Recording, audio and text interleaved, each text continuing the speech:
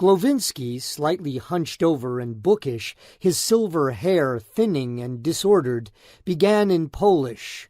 "I thought I would explain about my rescue first.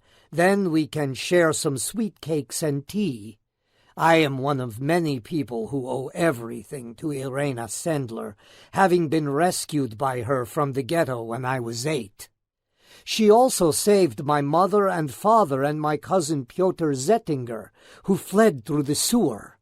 I understand you've talked with him already. That is good. As a boy, I looked very Jewish, what in those days we called having bad looks, and so I was hidden in a convent, one of many which helped Irena and Zhigota place children."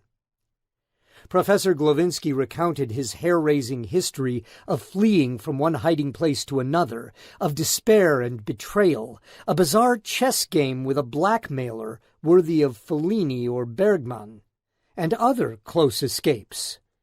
As Professor Liacek translated, he moved his fingers across a map of the ghetto following Glowinski's flight, first in the ghetto, then onto the bigger map of Warsaw to point out his hiding places, and finally a map of Poland to help them understand his journey to the convent at Turkowicz, his ultimate sanctuary.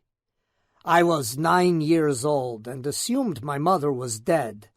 One day the orphans of Turkowicz are invited to visit with a wealthy patron, a compassionate gesture.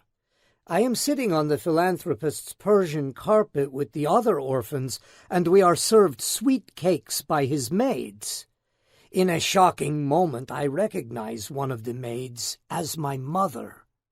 At the same moment she recognizes me, but we cannot acknowledge each other. She serves me a sweet cake, then moves on to the next boy." At the conclusion of their visit, as Professor Glowinski was saying goodbye, he abruptly stopped, then said something that would be repeated over and over. "Irena rescued me and many others." His voice sounded husky, teary. "That was a long time ago, and almost forgotten. Now, you girls, you are the rescuers. You are rescuing Irena's story for the world." A profound silence hung in the room. "You rescued the rescuer."